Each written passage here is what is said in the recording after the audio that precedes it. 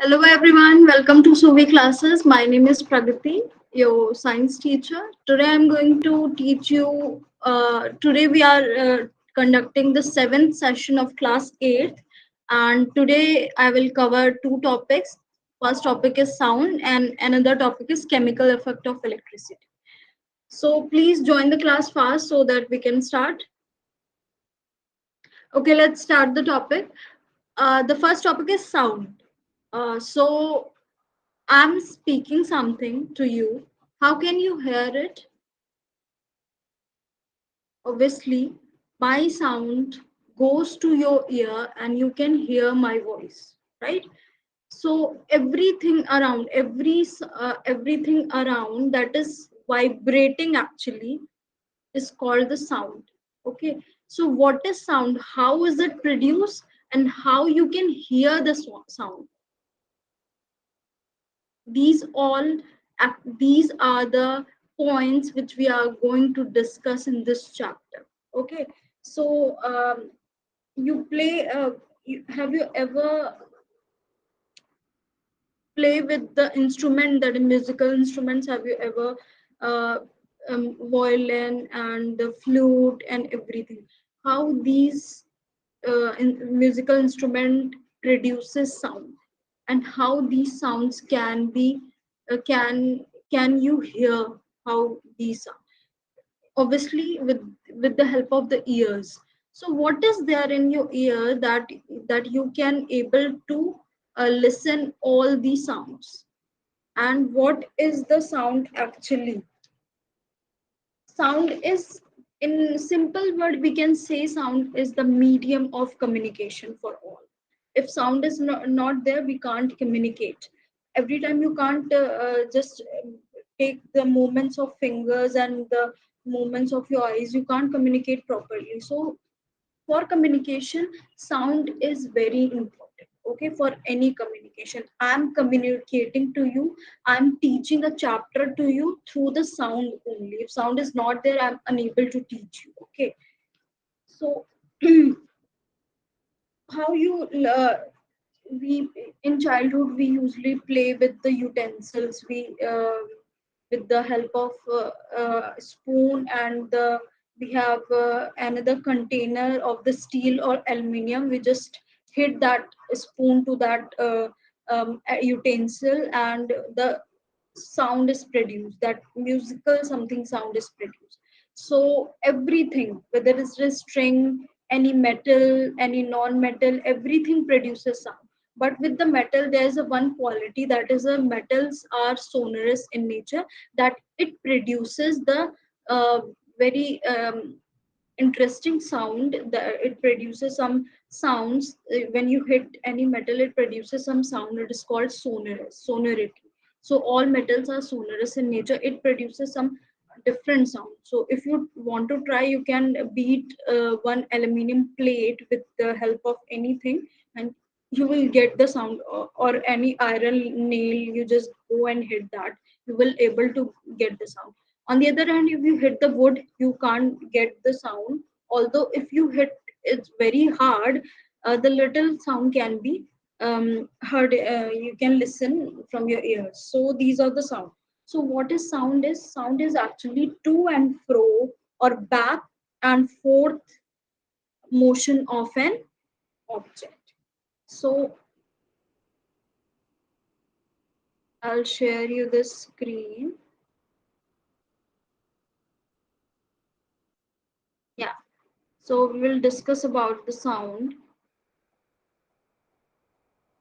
These are the musical instrument. These are the activities. So what is sound? What is vibration? Sound, you can listen any sound, it is actually a vibration.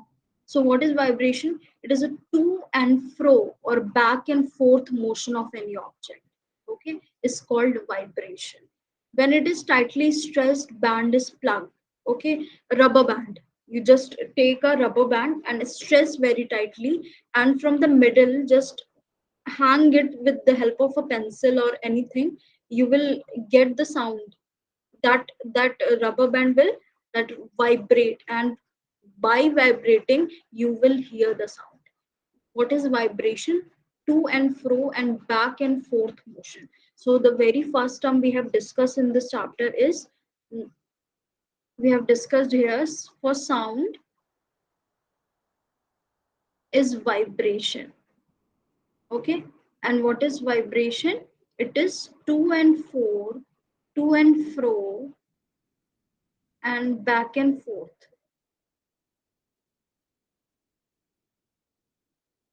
movement of object. When any object move in which direction, to and fro and back and forth, this will produce vibration, and this vibration can be heard as a sound. Okay, so what is the sound? Sound is actually a vibration, and we have discussed the vibration.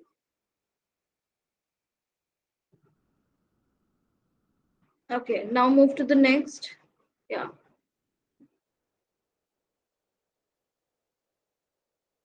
we see that vibrating object produces sound. In some cases, the vibrations are easily visible to us, but in most cases, their amplitude is so small that we cannot see them. Okay, so in the case of the string, highly stressed string, you can see the vibration. That vibration. If you want to try, you after the class, you can try with the help of a rubber band, or you have already played in your schools and everywhere, so you can see that vibrating string. But in some cases you can't see that. If you struck the plate, aluminium plate, with the help of a spoon, you can't see the vibration, but you hear the voice. It doesn't mean it is not vibrating. It is vibrating, that is, it is to and fro and back and forth movement is there. Then there is a vibration, that is why you are able to hear the sound. Okay, if vibration is not there, you can't hear the sound. So in some cases we can see easily the vibration, and in some cases we can't see.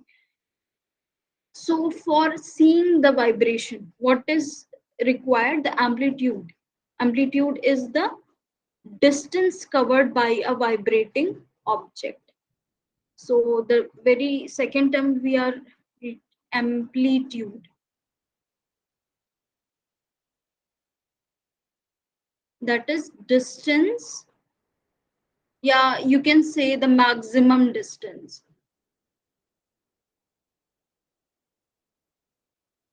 covered by vibration.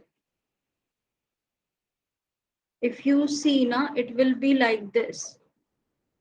String is vibrating, so the amplitude is the like this. It will be vibrate in like this manner. Okay, so the highest, and in some cases, in some time, this, it is like this, and in sometime it will be moves to louder. If it will be louder, then it will like this. If it will be slow, then it is like this, again louder, like this. So the highest and maximum distance covered, maximum distance from this position to, from 0 to top position, this is called the amplitude. What is called? Amplitude. Okay, clear? So when amplitude is large, what is written? When amplitude is so small, you can't see that vibration. But when amplitude is very high, you can see easily the vibration. So many, you have seen manjira and that Campbell's and Ghatam root mud pots. In your villages, you might have seen such things. Okay, this is ektara. These are used in very in ancient times. Nowadays violins are there, tabla is there, so we uh, not these things are not frequently used these days, but still manjiras are used, Campbells in the temples and everywhere. So you might have heard the sounds of some musical instruments.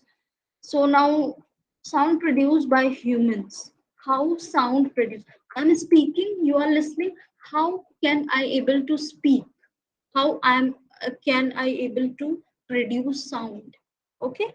So in human, the sound is produced by the voice box. There's a voice box called as larynx, by which we produce the sound. human beings I'm talking, right?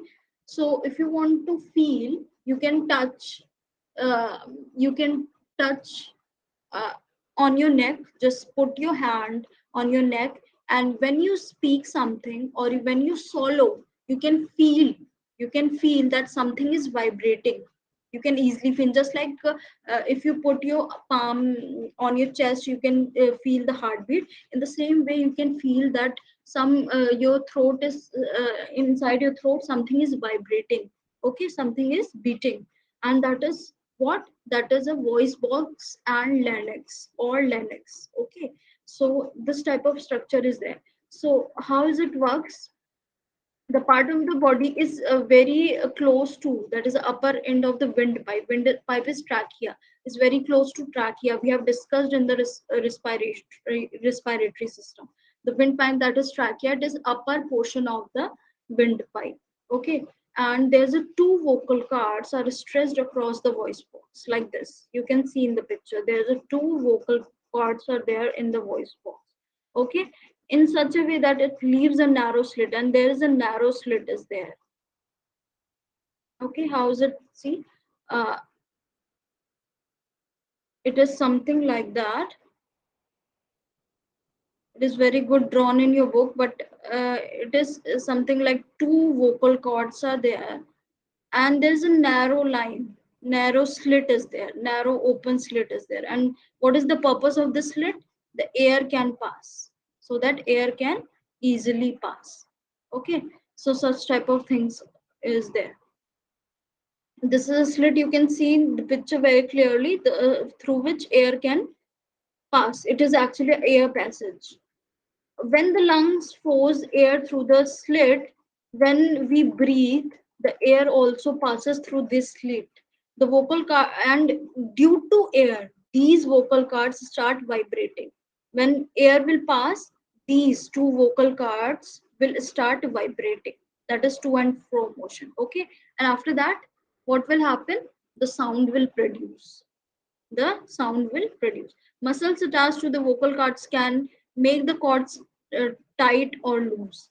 So to and forth motion is there for vibration. So muscles, these are the muscle that is attached to these vocal cords, can tighten up or losing up the vocal cords. Okay, the type of quality of voice is different from that when they are loose and thick. Okay, and so it can tighten up that cords, or it can loosen up that cord. So when it tighten up that cord, the sound will produce different, and when it loose that cord, the sound will produce different. Okay, so let us see the chords work. Okay, yeah. Now sound needs a medium for propagation. Okay, why there's importance of air, that why is the what is the use of that slit? For the passes of air, it is actually air passes.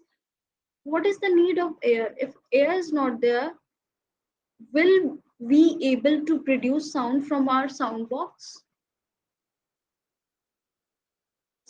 So sound always needs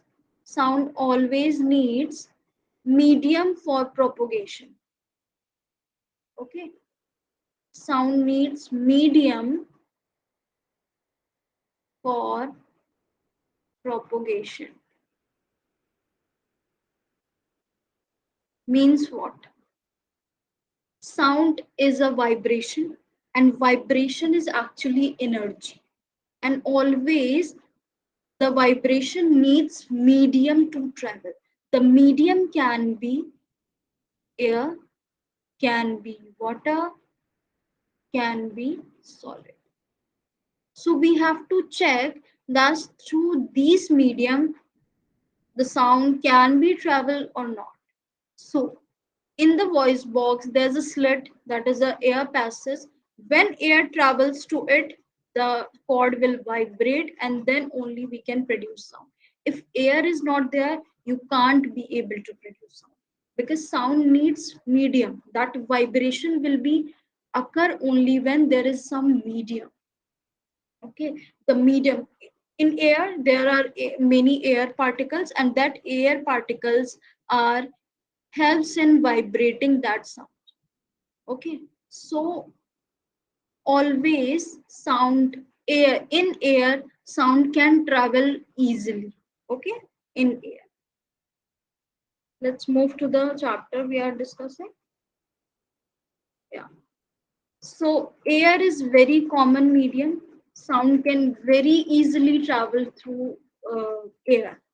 Now, can sound travel through water? There's one activity given in your book, that take a glass of water and put your phone inside that and ask your friend to call.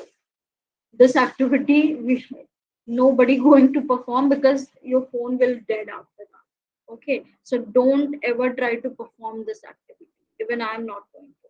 So the other thing, while bathing, we might have played with that bucket full of water and also with the mug. So what you do, just do some activity inside the water and try to listen the voice. You will going to definitely you will going to listen the sound definitely. It means that water, the sound can also travel with water. Okay, in water sound can travel. If sound do not travel in water, how you can hear the voice of some whales and the dolphins? The dolphins and the whales produces sound, and many fishes also produces sound, many aquatic animals produces sound, and we can hear that their voice. So obviously, why? Because sound can travel easily through water, but very best in the air. Okay, then the solid, can you hear the sound in the solid, or vibration can there in the solid or not? So do one thing, take any rod that is hollow hollow rod, and take one end of the rod in your nearby your ear, and other end the nearby your friend's ear.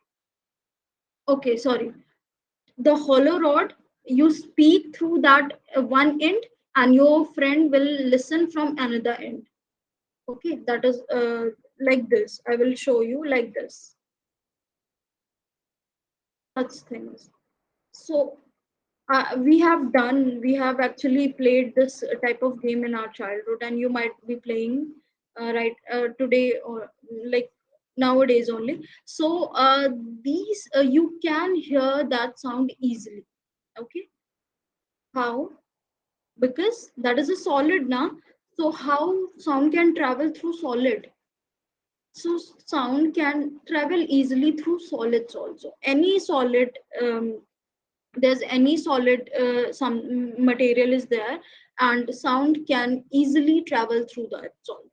So sound, it is clear that definitely sound needs a medium for propagation. If medium is not there, sound won't be able to propagate, and the medium can be air, water, and solid. So if we arrange the sound medium of propagation in decreasing order, means the highest, the medium that is very good for sound propagation to lower. So air will be very good sound propagation, then water, and then solid. Okay, now next thing, one term is come, that is vacuum. What is vacuum? Vacuum is a hollow region that there is no medium. There is no medium, not even air.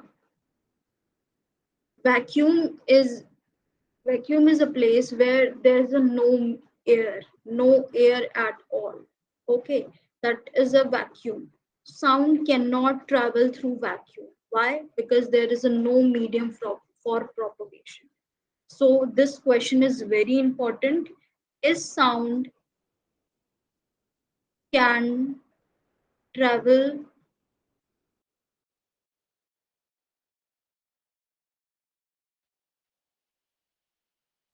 its sound can travel through vacuum or not.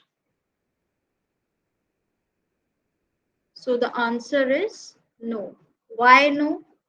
Because in vacuum there's a no air, no medium, and sound always need a medium for propagation. So it cannot be traveled through vacuum. If any condition is provided, any vacuum condition is provided, in that condition, no sound will produce. You can't hear, you can't produce sound, you can't hear sound. Okay.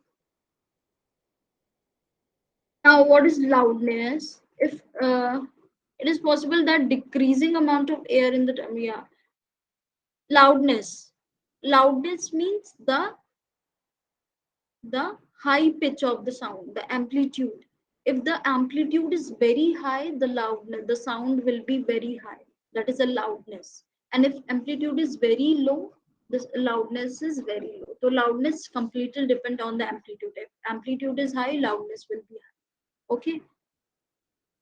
Now, sounds needs a medium to travel when air is removed completely from vessels. If something vessels or anything is there, and in that particular vessel there's no air, that particular condition is known as vacuum, and sound cannot travel through it. We have discussed. Okay, we hear sound through our ears. Okay, our ears. We can hear sound with our ears. Okay, this much you know. But what are inside the ear that makes that so that you are able to hear the sound? So the shape of the outer part of the ear is like a funnel. Funnel means anything can easily go through it. huh? Outer end. When sound enters it, it travels through a canal at the end of which there is a thin stressed membrane is called eardrum. This eardrum is very important because it only vibrates. So your ear is like a funnel, and in funnel the sound enters. When when I have speak I have I'm communicating with you, I'm speaking something, so my sound goes to your ear, and it is just like a funnel. The sound enters and travel through a canal, just like a pipe, a canal system. It will travel, and at the end of that canal, at the end where the canal ends, there is a stressed membrane. The stressed membrane is called the eardrum. It performs a very important function. Actually, the most important function is of eardrum. If eardrum is damaged, you won't be able to listen the sound. Okay. Yeah. Now, what will happen? The eardrum is like a stressed rubber sheet. Okay, we have I have told you now in the starting that the stressed rubber, and you plug that stress from the middle, you will that string will vibrate. So eardrum is just like that, is a stressed rubber sheet that is vibrating. Sound vibrates, make the eardrum vibrate. So through the funnel sound is traveling, and your funnel is ear funnel is hollow, so that air can also move into it, because without air you can't be able to listen the sound, because sound can't travel in the vacuum, right? The sound so when sound goes to the ear through the funnel, it reaches to the eardrum and makes that eardrum vibrate. Okay, when eardrum vibrates, sound sends vibration to inner ear. When eardrum vibrates, it will send that vibration to inner ear. Okay, eardrum is outer ear part, and it will send vibration to inner ear. From there the signal goes to the brain, inner ear. And from inner ear there is a there is a nerve that is linked directly to the brain, so that when eardrum has given the masses of vibration to the inner ear, and through the inner ear there's a nerves that is connecting to brain, it will give the information to brain that some vibration has come. So your brain gives signal, and then only you can be able to listen properly, listen any sound. So this much of function is just within a second. i'm I have said any word, just any word is out of my mouth, out of my mouth, and you just immediately you got that. So it needs a nanosecond that eardrum vibrates, and it gives signal to inner ear, and that inner ear gives signal to brain. Okay, so such type of diagram is there. A diagram can be asked in your exam or cannot be asked. It depends. Um, the eardrum diagram is not very important. It can be asked, might be. So eardrum is just like that. Okay, so this is a eardrum, and it will, when a sound comes through it, it will vibrate and it will give signal to inner ear, and from this it will go to the brain. Simple as. Yeah.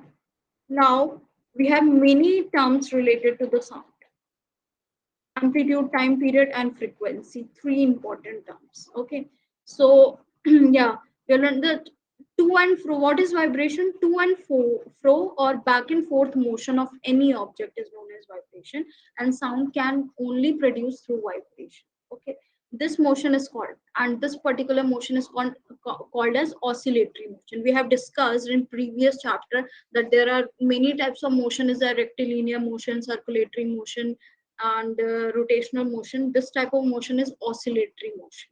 That is oscillation. Oscillations means that to and fro and back and forth movement of any object, just like an pendulum, the pendulum of the clock. Okay, yeah. Now, the number of oscillations per second is called the frequency of oscillation. Frequency is expressed in hertz. Its symbol is hertz. I will explain through this diagram. If you want to know about the oscillatory motion, you need to learn about the pendulum. We have discussed in the motion chapter also. This is a pendulum. Okay, this is a bob of pendulum, and this is a string. So how pendulum move? Pendulum move to and fro motion. To and fro motion. This position is mean position. Okay, so what does pendulum do? It will go maximum end here. Okay, this pendulum will go to here, and then again come back to the mean position. Okay, and then go here, and then again come to the mean position. So this is called to and fro motion. Okay, so the one oscillation, if you want to calculate the one oscillation, so one oscillation, it will go here, come back, go there, come back. This is called one oscillation. Okay, so you cannot say ki, this bomb moves to left hand side, it's only one vibration. This will be half. It will go left hand side, then come back to the mean position, then go to right hand side, then come back to the mean position. This is called one oscillation. And the minimum, the how many oscillation that one object can do is known as frequency. It is called as frequency. What is it called? It's called as frequency.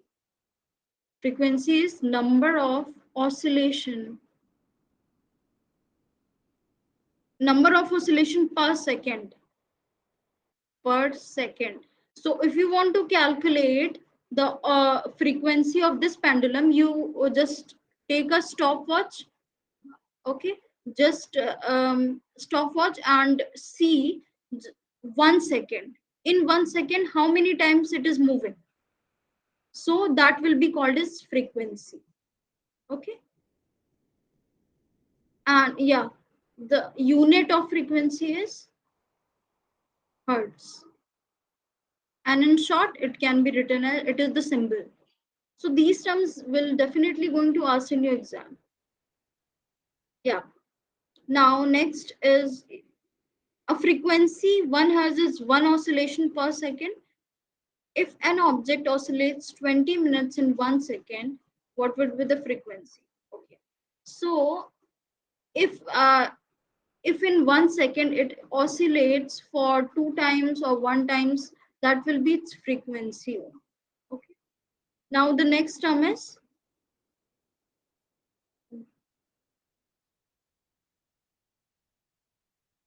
Amplitude and frequency are two important properties of any sound. I have told you about the amplitude. Amplitude we have discussed. So amplitude and frequency, the sound, the quality, the quality and everything of the sound will depends on the properties of the sound will depends mainly on the amplitude and the frequency. Okay, now there's a another topic, that is a loudness or a pitch. Frequency determines the shrillness or pitch of the sound. If the frequency of vibration is higher, we say that the sound is shrill and has a higher pitch. If the frequency of the vibration is lower, we say that sound has a lower pitch. So frequency is directly proportional to the shrillness or the pitch. Okay, if frequency is very high, the sound will be very shrill. So if we compare the sound of the women's and the men's, so women's sounds are very shrill. So sound is shrill. So what is the condition? That frequency will be more. Okay, and if the men's voice is less shrill or not very shrill, so their frequency also lower. So for example, a drum vibrates, so a low frequency. If any object produces a larger or loud sound, so their frequency must be low. Okay, and if men's voice is quite loud as compared to women's, so that is why their frequency is low and their shrillness is also low, the pitch is low. Okay, and women's voice is less louder as compared to the men. And the big drum produces the very loud sound, so the frequency is low for that. And if any flute produces very smooth sound, so that frequency is high. So, and whistle, you whistle, that whistle, the frequency of whistle is high, that is why it is producing high pitch sound. So I will write down here that for the frequency, the pitch is directly proportional to frequency. And you can say any object produce loud sound, so the pitch must be high and frequency is low. Frequency is low and pitch is also low. That is why the loud sound. Okay.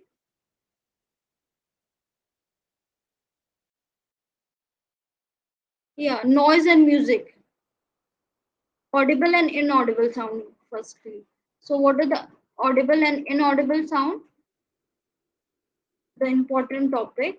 The fact is the sound of frequency less than about 20 vibration per second, that is 20 hertz, cannot be detected by the human ear. So if any object producing 20 hertz sound, 20 hertz sound means 20 vibrations per second. So our ear can't be able to detect that voice, and we can't able to hear that sound. Okay, so such sounds are called inaudible. Such sounds are inaudible.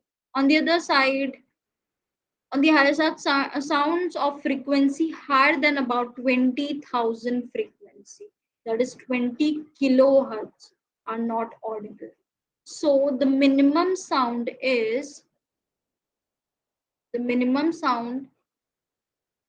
very important, audible and inaudible.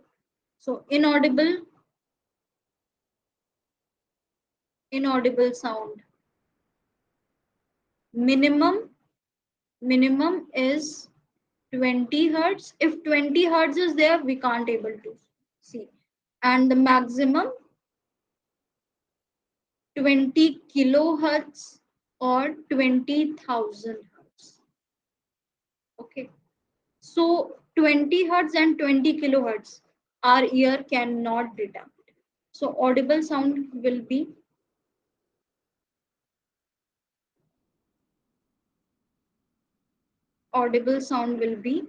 in between 20 hertz to 20 kilohertz or 20,000 hertz. In between 20 hertz and 20 kilohertz, we can hear properly. So audible sound and inaudible sound. So this question will definitely going to ask. So what is the noise and the musical sound? Unpleasant sounds are called the noise.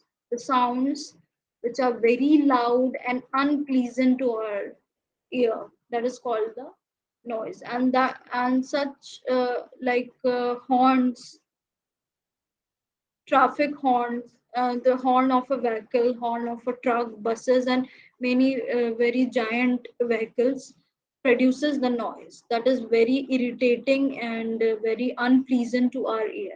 And the simple musical sounds are very gives calm to us, and like harmonium voice and violin voice, these are pleasant for us. So there's a difference in noise and the musical instrument sounds.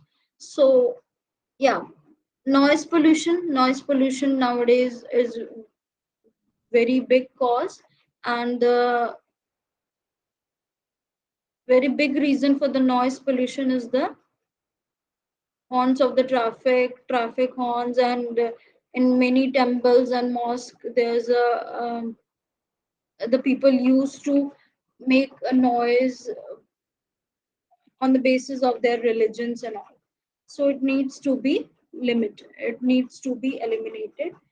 So we have done this, the first topic hour of today's session. Now we'll move to the next topic, that is chemical effect of electricity. Before this, we have already discussed about the heating effect of electric current. We have discussed the heating effect. If you complete the circuit, the bulb glows. You on the switch and your bulb glow. The bulb in your room, all the electric appliances in your room start glowing. How? How that bulb is able to glow. Before this, we have discussed about, yeah, we have discussed about the electric current. Electric current. And how electric current flow? It needs a proper electric circuit.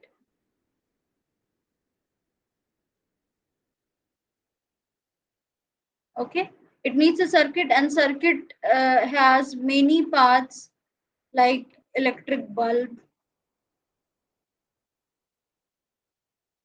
switch, cells or battery. These are the basic components of an electric circuit. Okay, so these are the this is the cell, negative and the positive, negative terminal, positive terminal, and this is the symbol of the bulb. This is the symbol of the bulb, because every time we can't draw, and this can be the switch. This is a very simple diagram of an electric circuit. Okay, so whenever you on the switch, the current will start flowing, and due to the flow of the current, bulb will start flowing. And when you off the switch, the current will withdraw and bulb will not glow. So how does this bulb glow? What is the function of the current? Current is flowing. How current make that bulb glow? Due to the current, it produces the heating effect. What does it produce? It produces a heating effect. The current heats up there is a filament inside. Filament is made up of tungsten. There's a tungsten filament, and this filament, after the current is passing through this, the filament, that is tungsten filament, got heated, and when it heated up, it will start.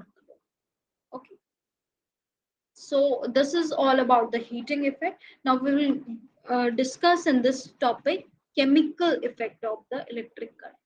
So yeah, if so, in this diagram you can see this is the tester. This is a tool that you might have seen in your home, and this part is made up of metal. So the wire has wrapped around this and it is connected to the battery and to the bulb.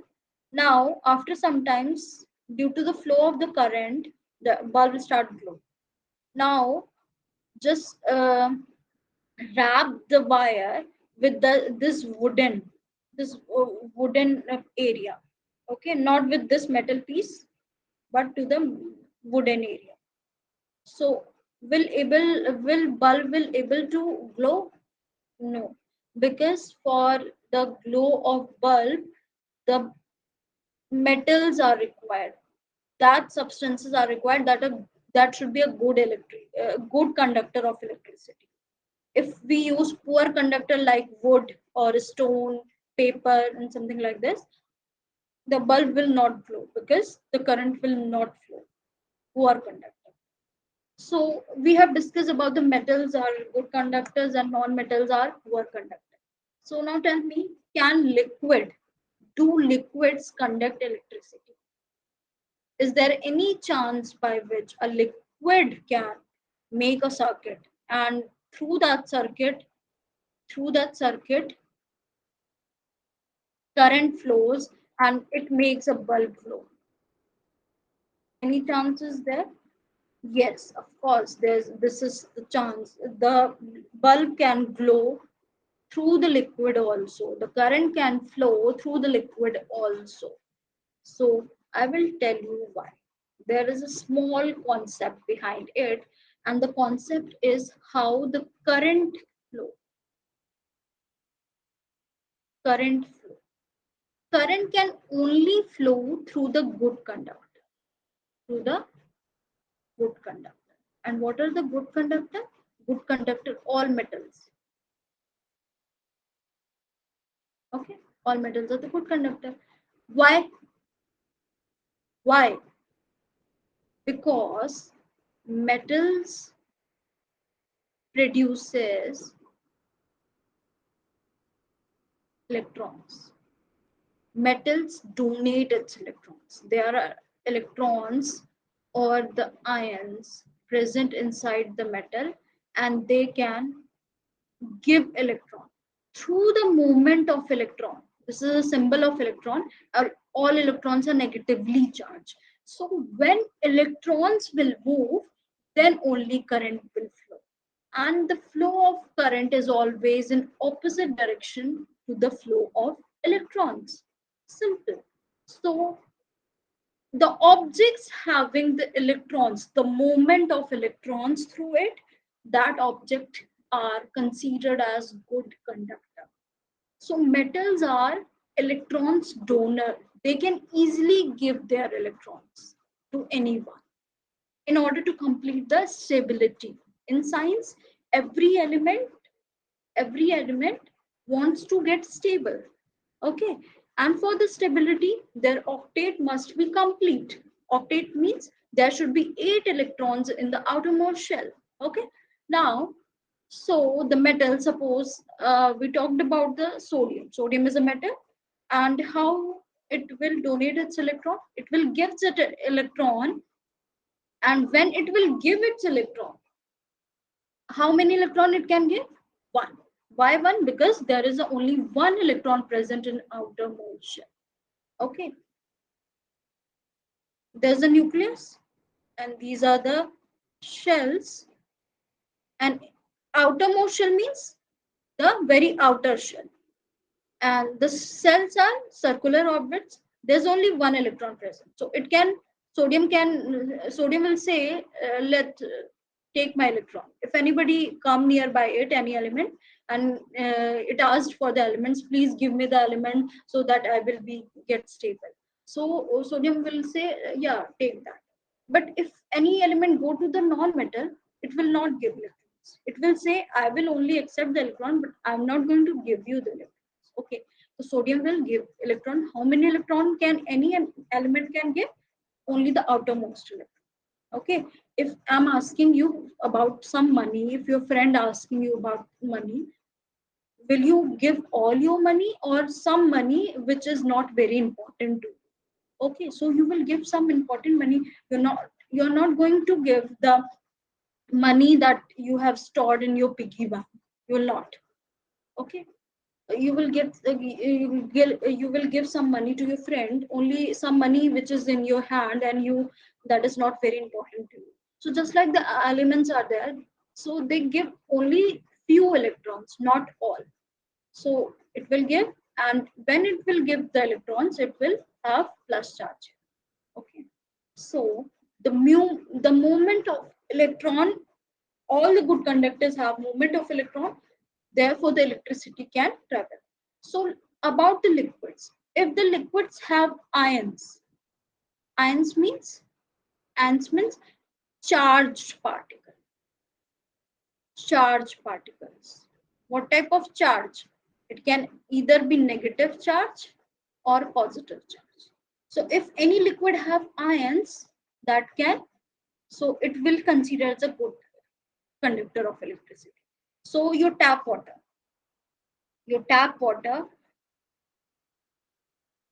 consider as good electricity or bad? Obviously, it is considered as a good electricity. Why? That is why we precaution everyone that don't go and touch the electric appliances with the wet hand or wet foot and wet body. Because water is a good conductor. Why water is a good conductor? There must be ions. What type of ions? You have already know that water has minerals and salts. Okay, and what are the salts? Salts are the compound which have positive and negative charge, like your common salt, that is NaCl. So NaCl, Na has plus charge, Cl has minus charge. Okay, so these can be these can be a charge. This is a charged body, charged particle, and it can split into the ions. So these charge, so when you now make an electric circuit through it, okay, inside that water, switch, we haven't used any cell, this is a water, and this will be bulb. Now this is a tap water, so what will happen? There is a salt, not NaCl salt. The tap water has calcium and magnesium salt. So that calcium salt and magnesium salt, these will be splitted, and it will, due to these ions, the electrons will flow. And when electrons will flow, the current will flow, and this make the bulb glow. Simple. But the distilled water, have you ever heard about the distilled water? What is the distilled water? Distilled water means the water that is from which we have eliminated all the salts and minerals. Eliminate, if from the normal tap water you eliminate all the salts and minerals, that water will be now becomes distilled water. This distilled water you can only able to find in some medical stores or only in the science lab, chemistry lab. Okay, so distilled water is poor conductor. If you make circuit through distilled water, bulb will not flow. Why poor conductor? Because there is a no salt. If there is a no salt, means no ions, no flow of electrons, and no current will flow. The bulb will not glow. So, what type of liquids are good conductor? Only those liquids which produces ions. Clear? So all the acids, all the bases, and all the salts, all the acids, all the acids. Acids means that are sour in taste. all the bases that are bitter in taste, and all the salts. These all three substances are good conductors. Okay, because all these substances can produce electrons, can produce, and so the current will produce.